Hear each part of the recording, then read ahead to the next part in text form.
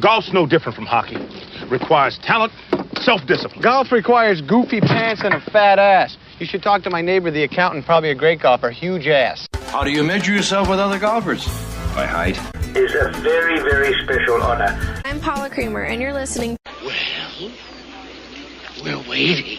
Hi, this is Martin Cove, a.k.a. John Kreese from Cobra Kai, and you're listening to Quiet, Please. Let the word go out from here across the land.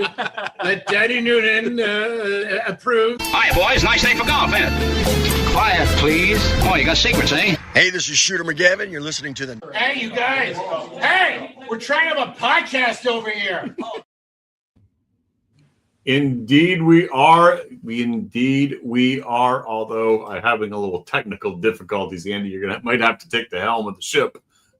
We're Instagram spiraling out of control at the moment. Alan Depew, Quiet Please Golf Podcast. Once again, our final wrap up of the Ryder Cup, but we're going to come at it from a different angle. And I think we beat this horse at this point to death until we get ready for Adair Manor, in which case we'll start whipping it again. I'm as joined, as always, by our illustrious crowd of experts in the golf industry. Let me just go around the room here. Joining us on the virtual couch, hailing now from Kentucky, the ever-present Boston Bob, Bourbon Bob. We're in the NYPD. Yes, yes, very because nice. I'm thrilled that the Yankees are out of the playoffs. It's a reverse thing. Oh, see what you did there. See what you did there. B.E., noted author, writer, golf instructor extraordinaire. Good evening. And I'm going to hop down here. Hang on, I got to play this for 1 second. And give him a little bit of... The Texas State Amateur Senior Player of the Year, your friend and mine, Andy Heidorn.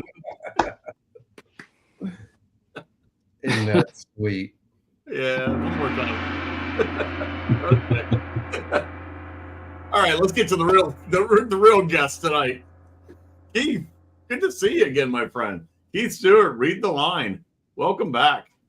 Guys, pleasure to be with you. I'm sure we've got tons to get into, so enough with the pleasantries. Thanks for having me. Let's roll. He's ready to peg it. He's cutting through the bullshit already. That's right. Apparently. Well, I'll ask the first question then. Ryder Cup. I mean, you're a golf fan. What'd you think before we get into the betting component of it?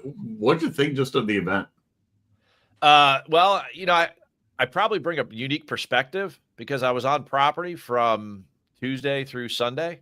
So on Tuesday, there was terrific anticipation for what was going to be a great week. And on Sunday night, at the moment that I could get out of the media center and I was done with my obligations, I was on that shuttle bus as fast as I could get there because it certainly could have gone better. Boy, oh boy. I'm a dues paying member of the PGA of America. And boy, I mean, we have a lot of questions to answer between now and Adair Manor, and 2 years is not a lot of time. Yep. Yeah, popular opinion. Well, why don't either one of our other dues members, paying members, chime in with their thoughts? You can start, BE. Well, all that means is Bobby doesn't want to get riled up right away.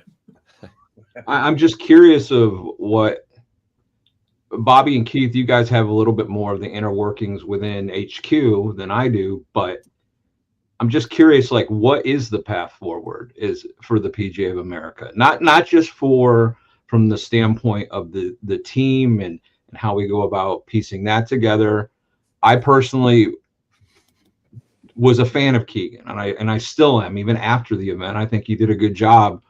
He just, like we talked about before, it was a buzzsaw. The first 2 days was just a complete buzzsaw, historic stuff out of the Europeans.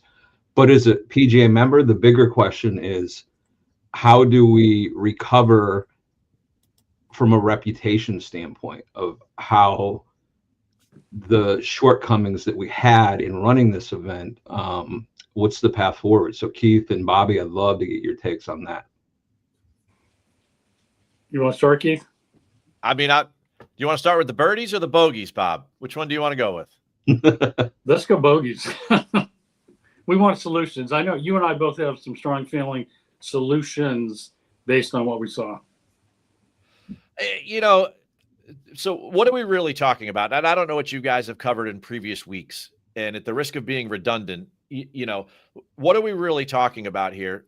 This is no longer an exhibition match that took place in the 50s and 60s, right? It has become a top tier sporting event. I would say it's akin to that of the Final Four, the level of the Super Bowl. I mean, this thing was all hands on deck, all eyes on property. You could see the build out. You know, it was a huge commercial enterprise. It was a huge competitive enterprise. And we don't really have a Ryder Cup division at the PGA of America. And they do at the DP World Tour. You know, in fact, it's its own European Ryder Cup committee. You could call it whatever you want. Committee usually gets a bad undertone, but, you know, they have a European Ryder Cup corporation where there's a person in charge, and that person has a team, and they're constantly working on the details of this event. And there's no possible way that you can tackle this monster, certainly not in the center of the universe, New York City, with all that they had going on. And there was a ton of stuff that they did leading up to this and the week of that was a tremendous undertaking by the PGA of America. And they had a ton of successes. But when it all came down to it, and there were that many people on property, right, things got a little bit out of control. And if you didn't have, you know, the devil was in the details. If you didn't have all of your, you know, your T's crossed and your I's dotted, then things started to get a little bit loose. And you know what gets lost in all of this is that the European team played historic golf. Yep. And their captain was in complete control of the situation and what his team was up to. And it was designed for pretty much over 3.5 years at the time with which he took the job, that he was probably thinking about this particular event coming down the road. And I mean, I just wonder if our level of preparation meets that. And if it doesn't, then it needs to in the next 2 years.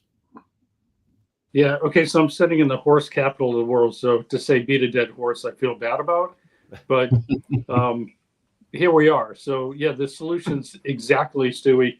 There is the Ryder Cup is put on with the same staff that I worked with that are exceptional, but they're the same ones that do the assistant championship, the PNC, all the events that the PGA America does. It's the same group.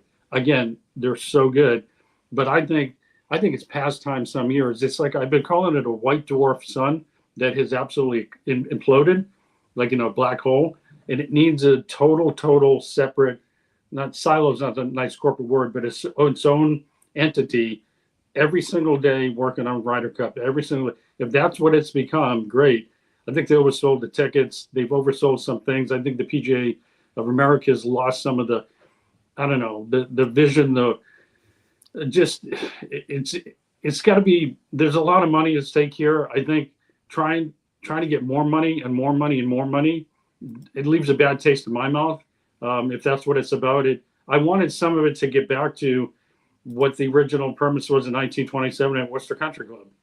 You know, that's a pipe dream, but I think at the end of the day, solutions are, it needs to get its own entity. It needs its own executive director, whatever you want to call it. And you're right. They need to be pre-planning now for 10 years out. Like the Europeans really got it squared away. I mean, I don't know if you guys have heard this analogy, but to me, it's very much like any USA franchise that is been successful at the Olympics. And I don't care if it's the smallest niche sport or it's the largest sport, but we have the best basketball players in the world in the NBA, and we couldn't win the gold medal. And in 2004, things kind of bottomed out. So what they do in 2005, USA Basketball, they hired Jerry Colangelo, and he said, I'm coming in for two reasons. Number one, I could ask whoever I want to be in charge of this, players-wise, everything. I get to make all the personnel decisions, and I don't want a budget, right? So, you know, those two things are basically what we need to have someone come in and run the Ryder Cup similarly. So then what did Colangelo do? In 2005, he put a team of like 35 people together in a room, past players, coaches, everything, and said, you know, let's whiteboard this thing. if you had your dream case scenario, what should we be doing with USA basketball? And that eventually led to the Redeem team. But like they put Mike Krzyzewski in charge, and they're going to say, you're going to be the coach for the next couple of years, right? We don't live in a world anymore where you could play and be the Ryder Cup captain. Luke Donald has proved that. He's actually said it out loud to us as a clue, right? So the idea that we spent a majority of this year with the storyline that Keegan thought he could play and be captain, and even if he never believed he would do both, right? We wasted way too much oxygen on that. And I'm sure the people involved wasted too much oxygen on that. And to hire John Wood to manage something that he's a caddy who's always been secondary to a player to begin with, and now he's going to start telling players what to do, that to me was like a problem of a systemic nature, right? We need to bring in somebody who has the type of reputation in golf that can be a coach / captain of this thing and run it like a general manager. And like, I wouldn't even be upset if like you took somebody like Nick Saban and put him in charge. I know Phil came out and said, oh, I'll get Lou Holtz to get this. And Nick's probably too old to do it, but you need to put somebody in a room who wants to do this job for the next 4 years at a minimum and be the general manager of the Ryder Cup. And you need to pay that person accordingly. And then they need to start to break this thing down, because 2 years, I mean, they had 4 years between Olympics with which to reset up men's basketball. 2 years is a short amount of time. And, you know, that person and their team can start to evaluate all sorts of stuff. For me, the only place I fit in is where the data fits in and how to put players together and enforce them and who should be on the odds and who should be on the evens. I would make a good part of that team, but just one little part. There needs to be another part that's like logistics, or like, I don't know, call Augusta National, because they do everything perfect. I mean, if they ran the government, there wouldn't be a debt. You know, like, I mean, it's ridiculous. You go there to Augusta and then you're like, hey, I don't know, like, the concessions work really good. Oh, because they hired the guy from Disney. And then it's like, oh, wow, they ship things out. They were the first people to do that. Oh, I don't know. Like the CEO of UPS is a member here, or whatever happens, right? Like, it's absolutely ludicrous that we think as an association that we think we could run this whole thing when it's at the level of, like, seriously, the World Cup. Right. Right. Well, Bobby, that's what you were saying last week is right. We've got 30,000 of us that run and manage golf facilities throughout the country that know how to manage an operation. You take some of the best general managers from the PGA of America, you know, award-winning PGA professionals. There's your start. There's your starting point. But as you said, Keith, everybody has a niche where they're very successful. So, Bobby, you were saying that last week too. Like, there's options here beyond what has been historically done for the Ryder Cup, and I think we need to, as you said, we need to move past what's done in previous Ryder Cups and look at something different. And I mean, even Andy and Alan, you guys are sports fans. Like, what did you see as far as like the team chemistry and putting out a winning product? I just think we're talking about two different things here. We're talking about the management of the event, and then we're talking about the management of the team, right? And at the end of the day, the team, Keith, you said it at the outset, Europe played unbelievable golf, right? Especially on day two. It was unbelievable. And for it to come down to, you know, a 1.5 or whatever the ultimate difference was, just goes to show that you know, well, and I know they had a huge lead, and I know the psychology of the comeback and all that is definitely part of it. But, you know, the better players are going to win regardless of how you manage the team. Are there things they could do better? Yeah, they've talked about some of the data and some of the decisions. I get that stuff, but if the score were flipped, those things wouldn't have been a problem. That's one side of it. The other side of it is the management of the event. And aside from, you know, the lady on the microphone saying "F you, Rory," you know, I'm not sure what other things. And I'm sure there are, but I'm just, they don't stick out to me as to things that could have been different to make it better. But I just think there are two separate things that we're talking about when it comes to the United States side of the Ryder Cup. So the better players should always win. That's what I heard. Whoever plays better should win. But not the better players. The team that plays better wins. Are you challenging me, Keith? Yes, I am. So, Andy, real quick on this, right? Because I get a lot of brushback on why Europe played so well. I think Europe played so well because Dodo and Luke put them in the position to perform really, really well. They had the best pairings, they had the best game plan, and then that allowed them to perform in their comfort zone. Whereas I don't believe that the U.S. does that. The official world golf ranking started in 1986. And since that time, there have been a number of Americans that have been number one on that list. Do you know how many reigning number one players in the world have won a Ryder Cup? Oh, maybe 2 or 3. The two, yeah, one player. It's happened one time, and that was 1999, and it took a miracle at Brookline, and that was Tiger Woods. Tiger Woods only has one Ryder Cup win in his career. Right. Well, we beat that one to death. Also, here's the perhaps arguably the greatest player ever, and his record in the Ryder Cup is abysmal. Just like Scotty's is not off to a fast start either. I was sitting here listening to Bobby's wistful historical thinking, taking it back to Worcester, and you mentioned Olympics, and I think back to the 1980 Olympic team, because wouldn't it be nice if you could actually take the Olympics back to a venue like Lake Placid? Will never happen again. Yeah. You wish it would, because it is an amazing venue to be up there in the Adirondacks, but it has become big business.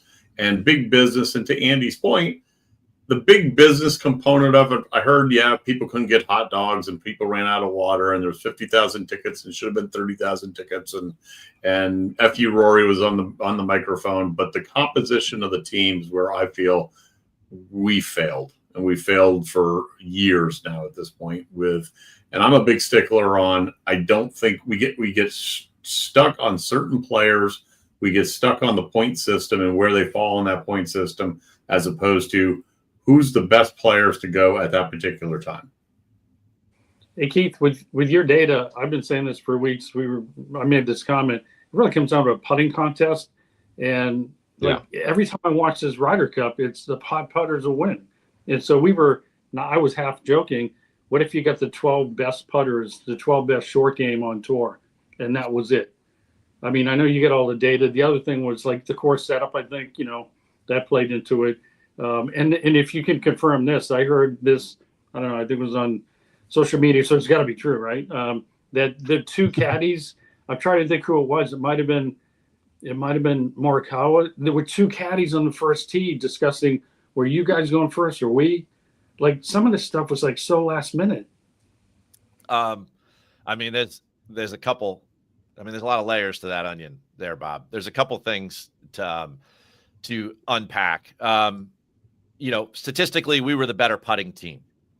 And I think we'd all agree that Oakmont is a tough place to putt, right? We had 8 players that finished in the top 25 at the U.S. Open, including the champion, right? Now, Europe had 5 in the top 25, and I think that's great.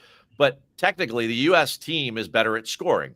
Now, should they have annihilated the rough? Probably not. There should have been some penalty down the road there, wherever that you hit it. I'm sure, guys like Rory and Rahm were salivating when they saw, geez, like, we're going to have wet greens and we're going to, we're not going to have any rough as a penalty.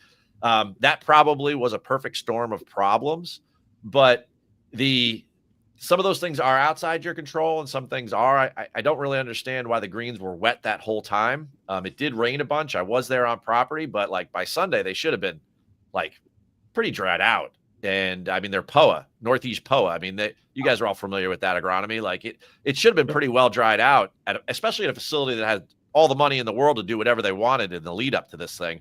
And they really weren't. So that kind of like is befuddling to me, why some of those things went wrong when you could have control on some of those things. But like overall, what you're talking about is the situation between Scotty and Russell Henley, where they flipped odds and evens. So that goes back to the fact that Friday night we were all in the interview room, and Keegan comes in, and Andrew Shupak from Golf Week gets up and he says, "Hey, did you realize that Harris and Colin were like the worst possible foursomes partnership run by Data Golf? Data Golf did a model, and they had 32 different permutations of like what could be a foursomes combination for US, and Harrison Collin was the worst possible one, 132 out of 132.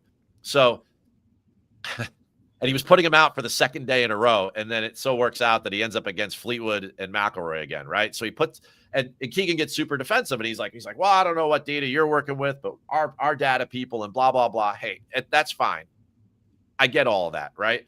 But what I didn't like was the way he answered it. He goes, oh, well, you know, the team has a plan and we're sticking to the plan, and the team and the plan and the plan and the team and everything. It's like, hey, man, you know, like you're in the heat of the battle now. Like you keep saying this thing, it's the first quarter or whatever. You love Belichick, right? He was the king of halftime adjustments, right? Like we're at a point right now. You're getting smoked right now, dude. You need halftime adjustments. Like this was not the first quarter. And he was using all these sports teams analogies and everything. So I felt like the need in the room to kind of throw him a softball. So I raised my hand and I said, hey, Keegan, and this is on the record there in the interview room. And they call me and say, Keith. And I'm like, hey, Keegan, like you're putting the same guys out there, except you changed one person. You changed Cam Young for Justin Thomas in the first match. And, like, are you going to change maybe any of the hole orders, like the odds and evens rotations? And he said, well, we're going to keep that to ourselves. I mean, I don't know that Luke Donald was really worried at 9:30 at night on Friday night that you were going to switch one, buddy. Like I was throwing you a softball just to say, yeah, we're going to change some things and we're going to do better. Like that's all he had to say. He didn't have to tell me that what they were going to do, whatever. Then sure enough, we show up the next morning and the number one player in the world is teeing off on the first hole because he should, because that's where you needed length and that's where you needed a left to right ball flight. And Russell Henley hit 65% of his tee shots right to left, which was the even holes. Like, how do I know that? Right. and how do we not know that? How does Keegan not know that? And maybe he did. And maybe he just said, you know what, I'm going with my gut. And that would be fine too. But then answer it as such. But don't just say that the data can only say one thing when it looks at the design of the golf course.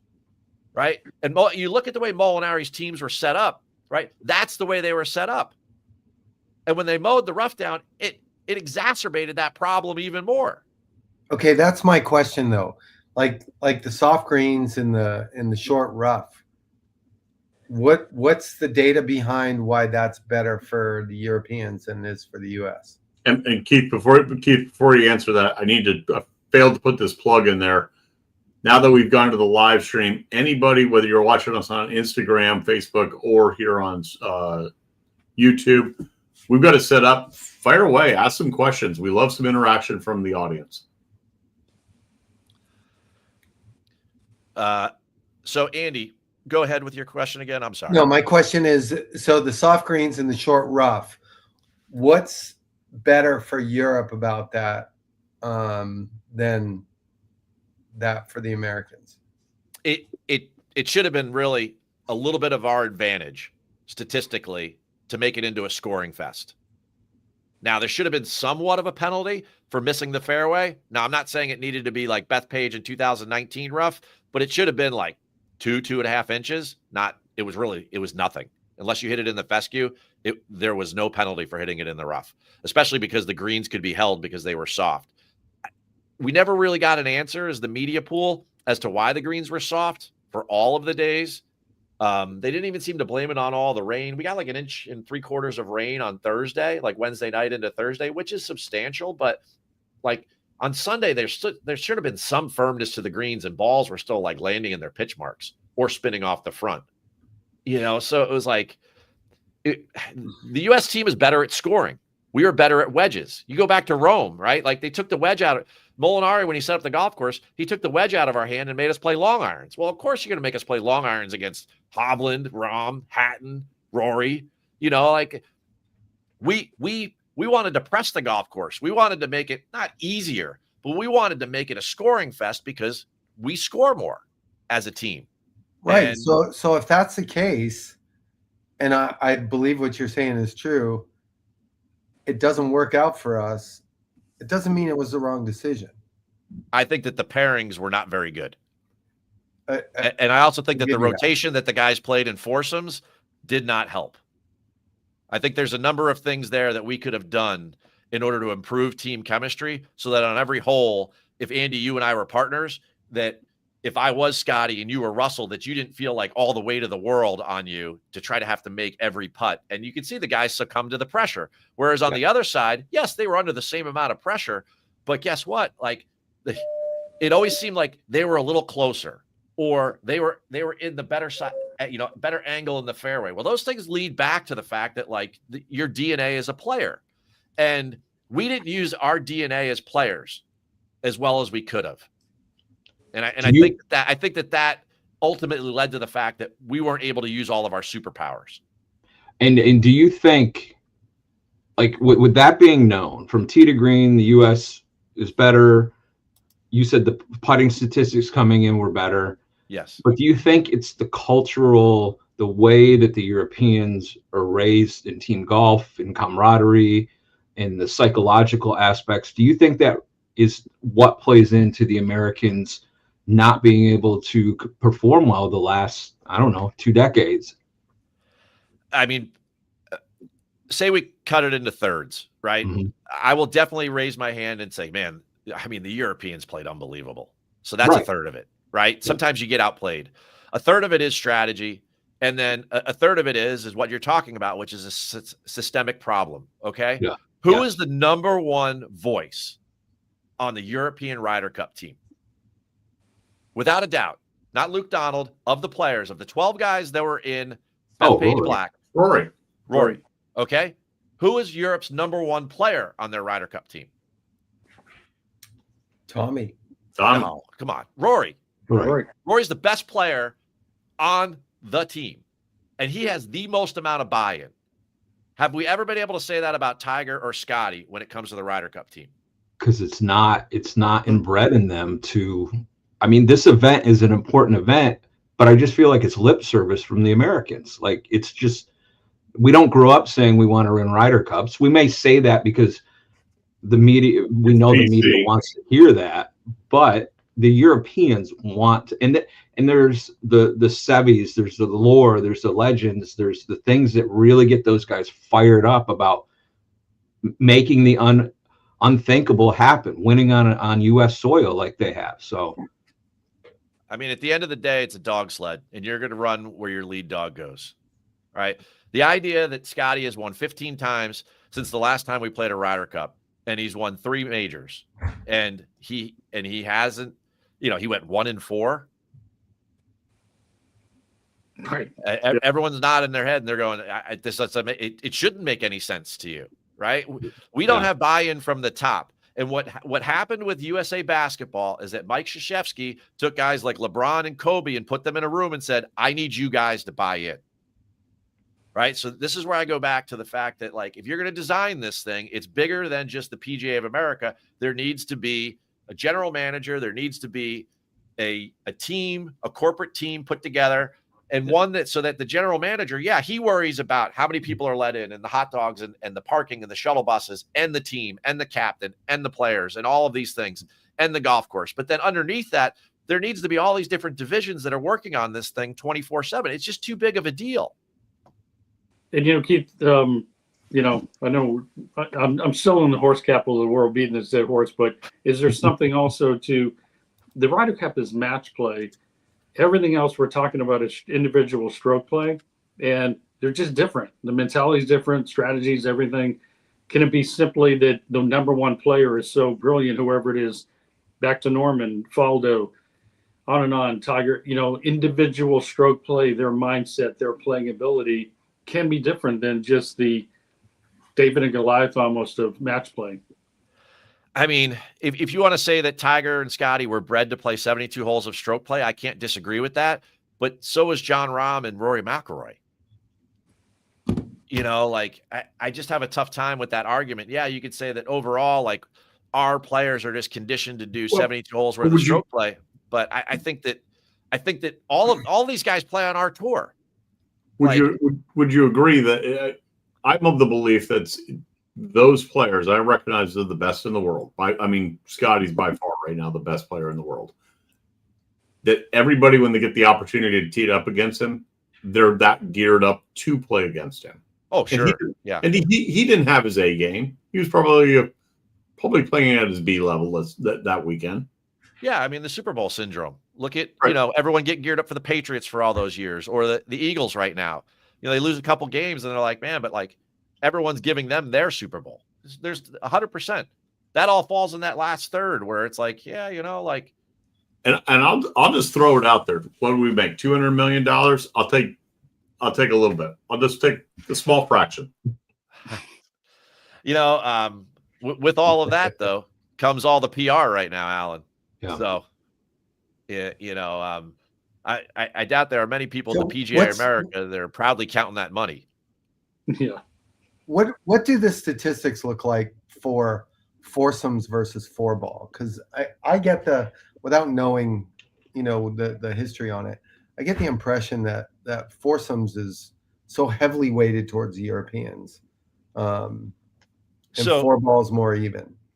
If you look back a very long time, like into the 80s, Andy, yes, it has gone in that direction. But over like the last, it must be now 10, it was 9. If you won foursomes, you won the Ryder Cup. So a lot of weight is put on that. And it seems like our general philosophy on how to build foursomes teams is that we put friends together or we put some sort of partnership together, and Europe rolls out their best 8 players. Yeah. And conversely, we think it's cool to put Bryson and Scotty together in 4-ball, which is where you should hide, which is where Europe notoriously hides their weaker players. That's when you see the Hogards come out and those guys that maybe aren't like in pure form, like that's when it should be Scotty and somebody else. When Scotty's just doing his own thing and he's like, yeah, I'll make 10 birdies today. Just make your par. But hey, don't forget, we did put out Phil and Tiger one time. And we saw what happened. And if foursomes was that important to the U.S. squad, I'm not quite sure why we did that first. I would have let my guys warm up. Yeah. Right. I would have let them go out and score, get really comfortable on the golf course. The first tee on Friday morning was like crickets. I mean, it was really, really tense. It was super, super tense. You got to remember the MC and everything didn't happen until Saturday morning. And I was standing on that tee and I could tell you exactly what happened. The crowd was dead on Friday morning because it seemed like the American fans were almost as nervous as the American players. And Team Europe was well prepared. That's not to say they weren't nervous, but they were very well prepared. Everybody went out. They come out Saturday morning, and that MC started teaching the fans in that 3,700 seat stadium how to cheer. And the fans' response was F you, Rory, as a chant. So then she repeated it on the microphone. That wasn't even her chant. That was just her at a point of like, none of this is working. So I'll just go along with all of you inmates in the asylum type of thing. I mean, that's how bad that was. And I'm sitting there, I'm going, man, they need to teach us how to chant. Because right now, like in kindergarten over in Ireland, they're working on that Nordic clap instead of the Pledge of Allegiance. Like they have a playlist of songs where you just heard these European chants all over the woods of Bethpage, and all we could yell is like all sorts of either derogatory things or just like USA, USA. Like, I mean, this is part of like the general manager's job. There should be a Ryder Cup playlist. I mean, who takes the Cranberries and comes up with a Rory song and makes it work? Even on their bus, on the European bus, they were like they had a greatest hits thing going on. Oh yeah, I mean, it was incredible. I would steal all of it, Andy. I'm telling you, you need a playlist. I'm telling you right now, I don't have Cranberries on my music selection right here. I just want to let you know. Well, how does the song Zombie end up being viral that week with the name Rory?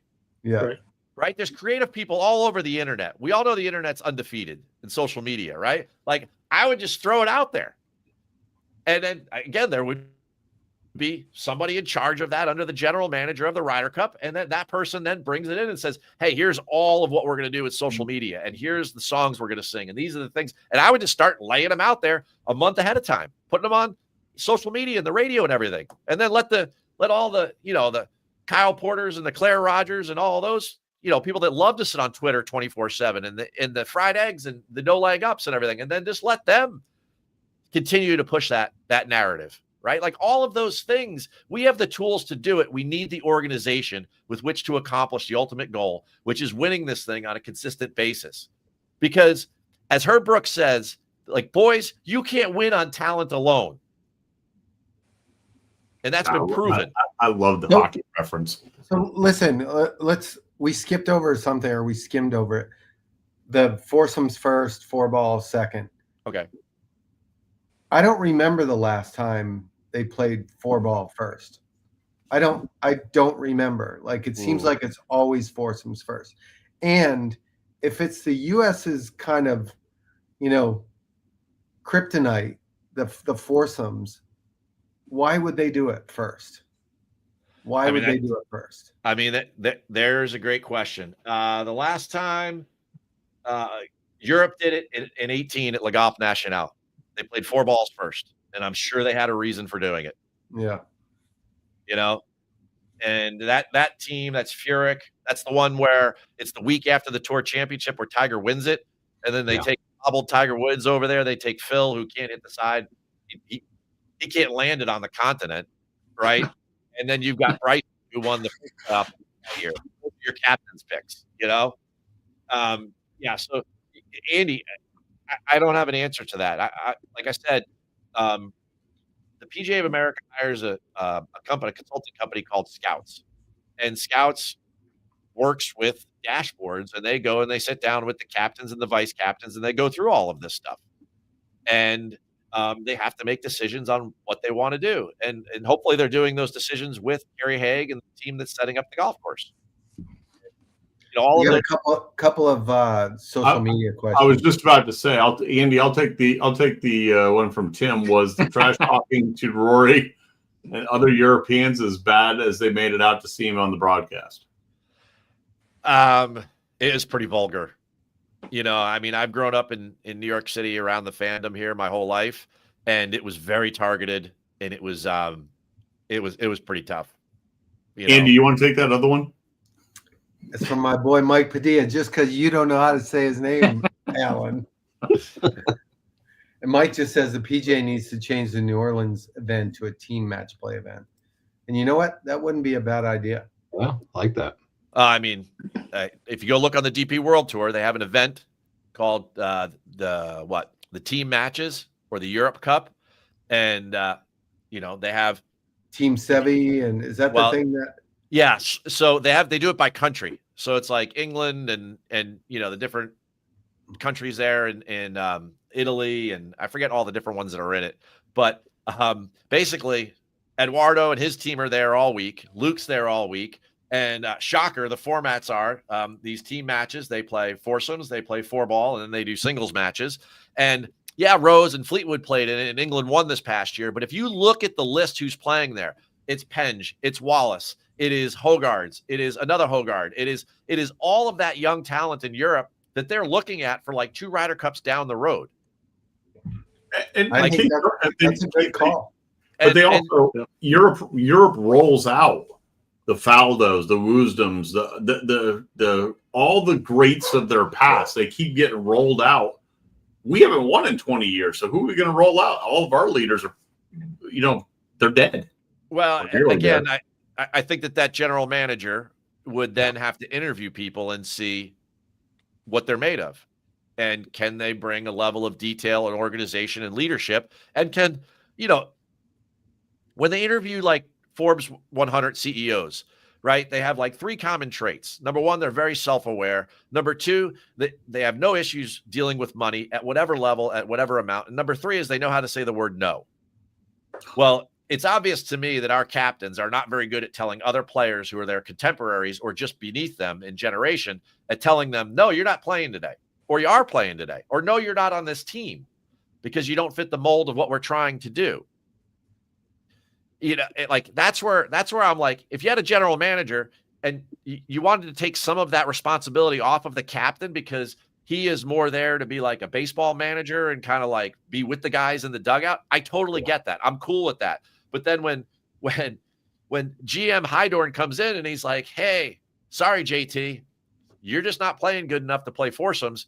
You're going to sit this out. You're going to get 2 matches. You're going to get 1 4-ball match where you're playing with Scotty because, we can kind of hide you there. And then you get your singles match and you're undefeated in singles. So go at it, bud. And that's the deal. And we don't approach it like that. We had talked about that on the last show about how different the dynamic is with a contemporary captain, a guy who's playing alongside. And yeah, Luke still tees it up, but Luke's Luke's past his playing prime by far, right? So Yeah. I think it's a different dynamic there, but I think that's a great point, Keith. It's like, I mean, I think you need a tough guy. I think Brant Snedeker is a tough guy. I think Justin Leonard's a tough guy. But then, like, Justin's on the Champions Tour. He probably wants to play. Maybe Brant still wants to play a little bit. Yeah. This person has to take like the next 3 years off. Now they're going to go play in things because they need to be around the guys and they need to travel. So they need to act like they're playing. But chances are they're not going to be able to do both things. And, you know, I could understand, or if you're at a point in your career, maybe you're trying to extend your career to a Champions Tour or something like that, that might be difficult, like, to get the right person to do, but like, that's who you're looking for. Right. And I'm not saying we don't need to roll out Paul Azinger. He's past his prime as far as being a captain or whatever. I think the sweet spot of a person in their 40s was a good thing, but we really need to interview those people. And we really need to start to tell them what the job description is rather than they tell us what the job description is. I like that. You know, like, I mean, Bob will love this, but like, Brian Cashman doesn't hire the manager and then the manager tells him as the GM what they're going to do. Right. Scott Pioli, I mean, everybody loves Belichick, but Scott Pioli told Belichick what was going on when they built those teams. Now, did he take input? Yeah, but he took input from a number of sources. And then who was above that? Kraft told those guys what was going to happen. A fish stinks from the head. And until you fix that, right, the rest of it's going to reek. And that's just the facts, right? And unfortunately, the team at the PGA of America isn't designed to handle these sorts of things. Did you just say that's the facts, meaning that should be our next captain? Facts. I like that. I would have a very difficult time hiring Rory's putting coach to be the captain of the U.S. Ryder Cup. I think Brad Faxon is a wonderful human being. I think that would be very difficult for him to separate church and state. You know, I wouldn't want to. Again, why do we put people in this position? Right? Why do we hire captains off of basically Netflix? You know, like all of these things are flawed decision making. We need to draw a line in the sand, and we need Jerry Colangelo to come in or Herb Brooks to come in and run the thing, and run it in a way that it's like a business that needs to make a profit. And I know people don't want to hear that about the PGA of America, but the profit is winning, right? Systemic winning. There is a way to approach every aspect of this, from an architectural point of view, design of the golf course, agronomic, team design, pairings, statistics, the whole thing, uniforms, bed sheets. We heard about shampoo. The guy's thinking about shampoo, right? We want a good scent of our shampoo. Let me cut to the chase. Do we get it done in 27? Can we win over on foreign soil? No. Oh no. I thought you were going to chime in on the shampoo, Alan. I mean, I could yell about this till, you know, I'm red in the face like Bob, but, you know, at the end of the day, we're going to outsmart ourselves. Tiger's supposed to come in and save the day, and that'll be the worst possible hire we could have because no one's ever going to say no to Tiger. He'll do whatever he wants to do, and then we'll lose, like, I don't know, 18-10, and then we'll, you know, if we're lucky, we'll get, like, the task force to create a task force. You know, let's just yep. It's just, it blows my mind. It just, you know, I just don't understand. Yep. I don't know. And on that note, BE, as we approach the final green, final thoughts. Final thoughts. Congratulations to two of my kids up in New York. One, an 8th grader, won the Section 4 Class B. He actually won the whole Section 2 golf championship a couple weeks ago with a 75. And then another young man won his conference championship. Brevin Bennett, who won the sectionals, had a 72.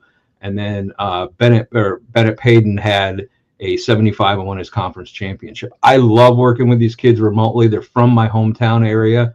They don't have the resources a lot of kids do down here in Florida or other hotbeds for golf. So it's just so rewarding to see these kids really do good things up there in Central New York. Nowhere Central New York. So congratulations to those two boys. Nice. Bobby? I get a few things first. Keith Stewart, Stewie, thank you for joining us. You are always so brilliant. If anybody's listening, you have to go to readtheline.com. You have to join what Keith's doing out there. He's embedded on the tour, basically.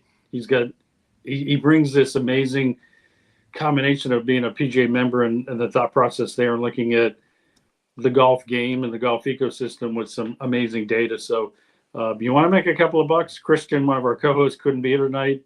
I think Christian's ready to sign up for the deep dive with you, Stewie. So readtheline.com. Entertaining, informative. It's the perfect vehicle for any golfer out there. Next thing was kudos to Andy. I do the trivia, Stewie. So my trivia question tonight was how many times? Wait. Let me get there. Get the graphic up there. Get this. Yeah. There we go. Awesome, Bob. Yeah. Well, I thought about green teaser. Oh boy. Yeah. How many times did Andy Hydoin fail to win the Texas Senior? No, we won't go there but he won Player of the Year.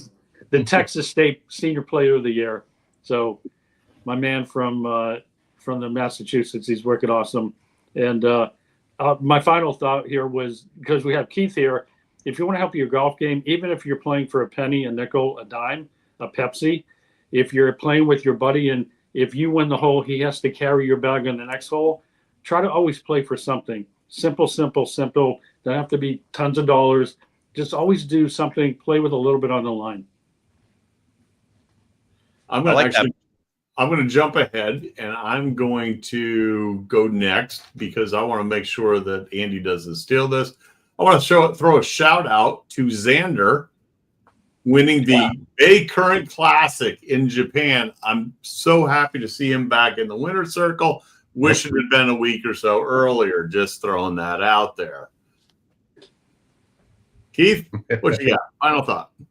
I like that Bob just said that betting is the fabric of the game.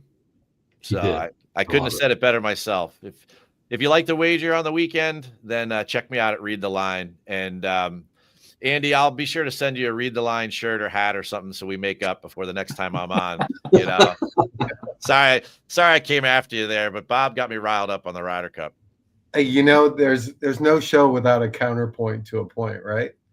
Yeah. So just playing the devil's advocate there. But Mr. Hydorn. It's been great to have you on again, Keith, and you bring a lot to the table here, and it's great for us as a discussion points and great for our listeners too. I'm going to just mention one other thing. We were talking about this before we came on live. I just think sometimes we take so much for granted when it comes to course conditions and agronomy. For those of you that didn't see last week, the LPGA was in Shanghai for an event, and they were playing on just greens that were just absolutely trash. There wasn't much grass. It was really, really a bad situation. Didn't stop them from scoring like crazy, but we do take it for granted. And shout out to all the course superintendents out there who keep our golf courses in great shape. Was that your final thought? Yeah. Is that not enough for you? That's good for me. Till next week, boys.